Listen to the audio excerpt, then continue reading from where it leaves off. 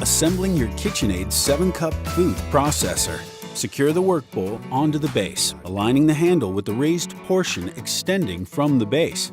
Then, place the power shaft into the work bowl and secure your desired accessory. With the feed tubes removed, attach the lid by inserting the latch into the slot on the work bowl handle. Close the lid and push the lid hinge down into the locked position.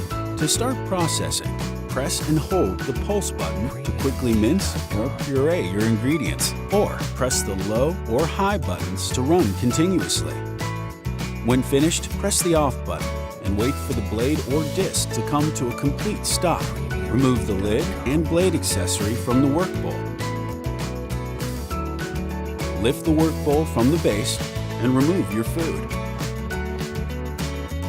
Prep with precision every day with the 7-cup food processor from KitchenAid.